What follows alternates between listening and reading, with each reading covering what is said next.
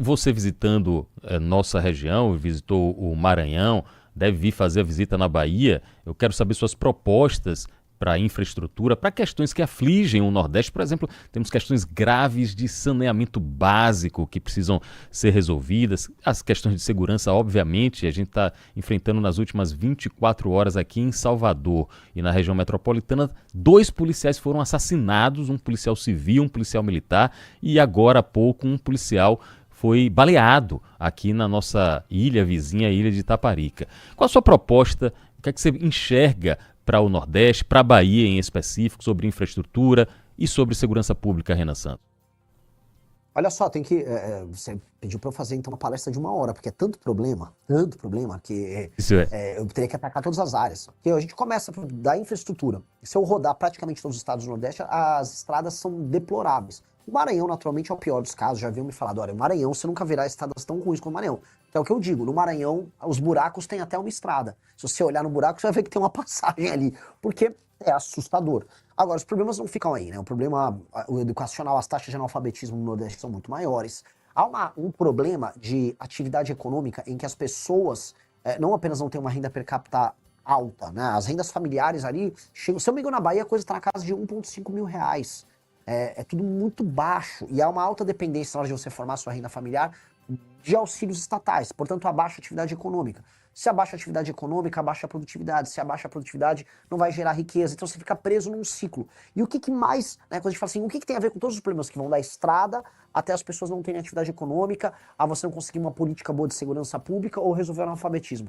Você tem a pior classe política do Brasil, que é a do Nordeste.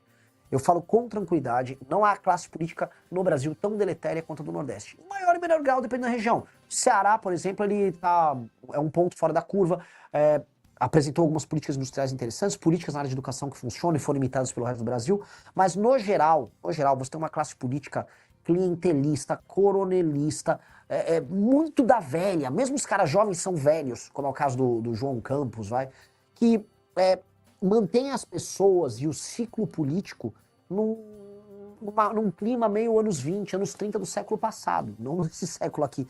Isso é horrível. Isso faz com que o Nordeste, e essa é uma coisa que precisa ser dita para as pessoas que estão nos ouvindo aí na rádio, o Nordeste fique para trás do Brasil em quase todos os indicadores.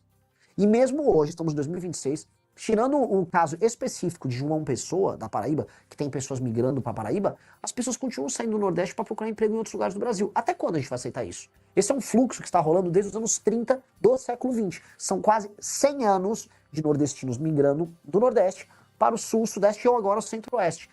Não é digno para essas pessoas isso.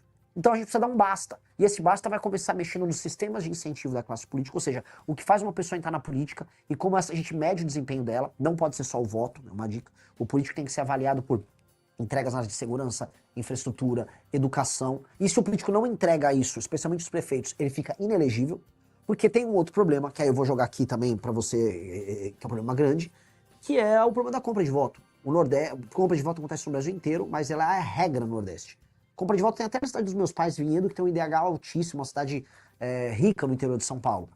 Mas, no Nordeste, ele acontece numa intensidade tão grande. E aí, aquela política de botar os parentes de todo mundo na prefeitura, para você fazer todo mundo trabalhar para você no período eleitoral, o dinheiro desviado da emenda que compra o voto da pessoa, que isso elimina qualquer possibilidade de democracia ou elimina a possibilidade das pessoas votarem de maneira, vamos dizer, independente, com a consciência delas. E aí esses políticos, essas famílias velhas vão mandando nas cidades, as cidades ficam pobres para sempre, e isso é ruim para todo mundo. Ruim para o povo do Nordeste que sofre, e ruim para o povo do Sul, Sudeste e Centro-Oeste, acaba pagando a conta desses políticos, através do Pacto Federativo. E esse ciclo precisa mudar, eu quero mudar esse ciclo. Com Renan Santos, pré-candidato a presidente pelo partido Missão. Já estou convidando você, quando vier a Salvador, quando vier a Bahia, a gente gravar aqui na TV Aratu e também fazer o programa aqui na rádio, no estúdio. Vai ser muito bom conversar com você pessoalmente. Agora, antes de encerrar e já agradecendo o seu tempo, eu quero conversar rapidamente com o presidente do partido e não com o pré-candidato. Por quê? Porque nessa janela partidária, eu, aqui na Bahia, e olhando também algumas movimentações nacionais, eu estou vendo, Renan, que ser presidente do partido está mais ou menos assim como ser diretor de futebol de clube grande, com orçamento grande, fazendo contratação de influenciador, fazendo literalmente contratação, porque faz uma série de promessas, uma série de atividades para atrair o político ou o novo político.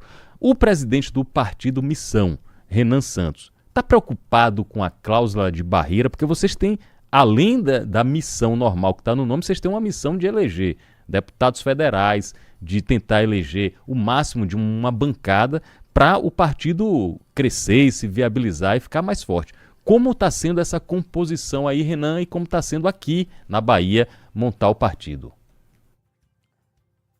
Bom, a pesquisa Atlas mostrou que o Partido Missão, na preferência do eleitorado, ele já está com 5 ponto alguma coisa, e vamos buscar o PSOL já para subir para terceiro, né? Ou seja, o partido com nem 6 meses de idade, ele já tem uma grande preferência junto ao eleitorado, e quando a gente pesquisa entre os mais jovens, ali, de acordo com a Atlas, tá melhor ainda, né? A coisa passa dos 20%.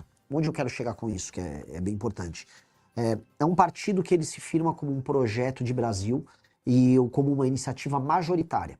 Sendo uma iniciativa majoritária, ele tem que se valer das suas ideias e dos seus candidatos. E nesse sentido, eu não vou ficar desesperado em passar a cláusula de barreira, porque isso iria destruir a própria ideia do partido, e aí o partido, como projeto, morre. O que eu quero dizer, para traduzir para quem está nos ouvindo, a pessoa, o dirigente partidário comum, ele vai chamar o maior número possível de influencers bizarros, de caras do centrão, caras que tenham grana, e vão ficar fazendo propostas e entregam os diretórios estaduais para essas figuras ficam no diretório estadual e prometem eleição federal e estadual, isso ajuda na conta do partido. Nós não fizemos isso. Então, se eu fosse falar assim, minha preocupação como dirigente no sentido de passar a cláusula de barreira, qual foi? Ter os melhores candidatos alinhados com o que a gente pensa, absolutamente nenhum candidato nosso vai fazer campanha para algum outro candidato a presidente ou vai defender uma ideia que não seja uma ideia nossa. Essa pessoa, no meio da campanha, se ela fizer isso, ela vai ser reprimida dentro do projeto. O projeto é muito claro, um projeto de um partido político alinhado, como acontece em qualquer democracia séria no mundo.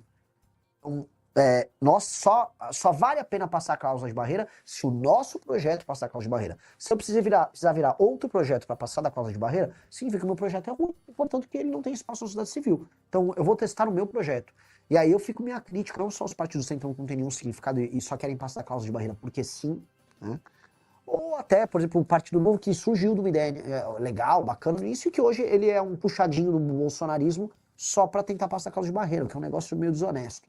É isso. A gente está conversando com o Renan Santos, agradecendo aos milhares de youtubers, os milhares de fãs aqui de Renan Santos que estão acompanhando também pela internet, pelo YouTube. Renan, você já, pela grande visibilidade que o partido e que sua campanha, sua pré-campanha estão tendo, você já deve ter recebido algum convite, alguma conversa aqui da Bahia, de qualquer um dos candidatos, para um apoio, para chegar junto, digamos assim, para colar com algum candidato aqui na Bahia.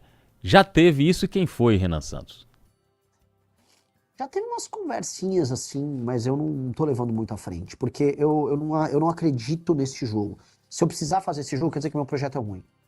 O que eu quero dizer, não é que eu sou marrento, de maneira alguma, eu sou uma pessoa super leve no trato. A fama de Renan, brabão, doidão, é mais uma fama do que uma condução. Eu sou uma pessoa simples e confiável no trato. O meu ponto é, eu quero interferir de maneira positiva nas eleições, eu quero ganhar a eleição para presidente, eu quero fazer bancada dos estados, eu quero eleger governadores. E o meu papel aí na Bahia será determinado pelo tamanho da minha mensagem na Bahia. Então, antes da Bahia, eu vou chegar, vou fazer igual eu fiz no Maranhão, eu vou rodar a Bahia inteira e eu vou bater em quem precisar bater e vou elogiar quem precisar elogiar. Se tiver uma boa iniciativa numa cidade no interior da Bahia de um prefeito que, sei lá, é do PSD, por mais que o PSD não vai estar comigo em nenhum momento, eu vou elogiar. E se eu precisar bater num cara do PSD, do PT, eu vou bater. E vai ser a mesma lógica, porque o que importa é tratar dos problemas baianos dentro da lógica do sistema de valores nosso. E dentro desse sistema de valores, aí a gente vai estabelecer uma régua não só moral, mas uma régua valorativa. E aí isso vai ajudar o eleitor a pensar como a gente, e pensando como a gente, naturalmente ele vai ver a gente como uma alternativa. E aí depois eu converso, porque eu acho que o mais importante é o seguinte, como o meu projeto é melhor, eu quero ver, antes de tudo, candidatos a governo endossando minhas propostas. Endosso minhas propostas, falar, o Renan tem uma proposta muito boa e quero endossar. Eu gostaria de ver isso primeiro, da parte deles. O pessoal do Maranhão duvidava, né? Achava, esse cara é só um doido. Aí o doido foi lá, foi um rebuliço. Hoje tá o tal do Braide, prefeito de São Luís, desesperado, explicando que ele não deixou o bairro sujo, não sei o que. É isso. Pô, se vocês quiserem conversar e endossar minhas propostas, nominalmente, o Renan tem uma proposta boa, vale a pena a gente apoiar. Pô, eu vou dar, inclusive, luz pro cara. Falar, que legal, esse cara de outro partido tá fazendo isso. Só que eles não gostam. E é aquela coisa que eu falo, Pablo, se não é pelo amor, é pela dor. Às vezes eu vou lá e vou falar do problema do município do cara, e o cara vai tomar um susto. Não quero brigar com ninguém, só quero falar a real e apresentar nosso projeto. Renan Santos, 42 anos, fundador do Movimento Brasil Livre, fundador do Partido Missão, pré-candidato à presidência da República, nosso convidado aqui no Linha de Frente. Para finalizar, eu quero saber a história lá que eu li no site Metrópole de um vazamento, inclusive eu já vou repudiando aqui, ó, vazamento de conversa. Isso aí nunca tem um objetivo republicano, é muito grave quando eu vejo esse negócio de vazamento de conversa de grupo de WhatsApp. Mas estava lá publicado no site Metrópolis e estava dizendo, atribuindo a você uma declaração sobre o uso de cogumelos mágicos. Até eu fui procurar com um médico especialista amigo meu e falou: Pablo, tem muita gente já fazendo o uso de microdosagem com acompanhamento médico do termo técnico psilocubensis. O que foi que houve ali, Renan? Quem vazou essa história? Com qual interesse? E afinal, o que são os cogumelos mágicos, Renan Santos? Olha, o cogumelo mágico é um cogumelo que a humanidade já usou. Eu até fiz uma revista sobre eles. O ser humano usa ele de maneira religiosa há milênios, né? E agora a medicina está descobrindo um papel que ele tem regenerativo sobre as conexões neurais, de modo a tirar pessoas da depressão, da ansiedade. A gente cria curtos-circuitos mentais. Esses curtos-circuitos, devido à repetição, nos levam a ansiedade, gatilhos, etc. E aí hoje existem inúmeros tratamentos alternativos para fazer enfrentamento a isso. Lá nos Estados Unidos tem muitos papers sobre isso. A microdosagem que você citou são as pessoas que fazem o uso para aumentar o desempenho delas, não só criativo, mas desempenho de trabalho. Eu, por exemplo, quando eu tomei, eu fiz essa microdosagem, eu precisava escrever artigos para nossa revista e funcionou super bem. Eu fiquei super produtivo, é uma coisa boa para trabalhar. Boa parte da galera, inclusive na Faria Lima, faz uso disso. Quando não é isso, toma um remédio horrível, tarja preta, que é o Venvance, que eu não recomendo para ninguém. E é basicamente isso.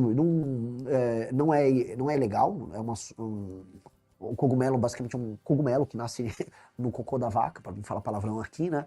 Nasce em qualquer lugar. E sim, cara, eu já experimentei. E o que as pessoas não vão ver é eu dando uma de político mentiroso, enrolão, chegando, não, eu vou ver, vou mandar periciar. Não, eu falei mesmo. Vazaram, uma pessoa mal intencionada, canária, quis vazar, achou que ia me prejudicar e não prejudicou, muito pelo contrário.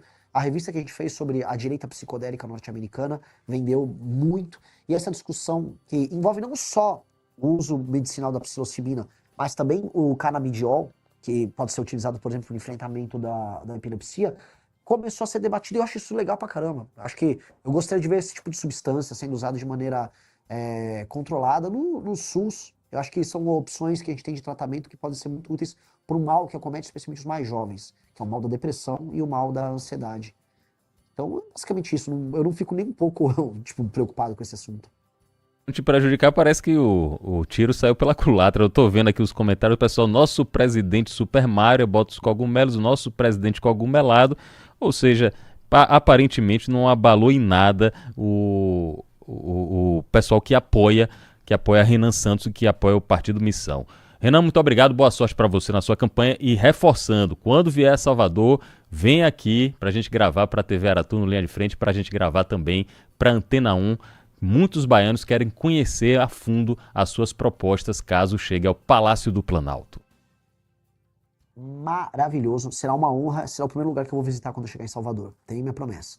Fala, meus queridos, aqui quem fala é o Alan do canal Inevitável Cortes, e no meu segundo mês postando cortes aqui no YouTube de figuras do Partido Missão e do MBL, eu faturei cerca de 25 mil reais, ou um pouquinho mais de 4 mil dólares. E se você tem interesse em estar criando o seu próprio canal de cortes, eu preparei um treinamento 100% focado, mostrando o passo a passo para você estar conseguindo fazer seus cortes de figuras do Partido Missão e do MBL. Para acessar o treinamento é só clicar no primeiro link da descrição ou ler o QR Code que está aparecendo aqui no meio da tela agora. E se você gostou desse vídeo, não se esqueça de deixar o like e se inscrever no canal. Te vejo no próximo vídeo.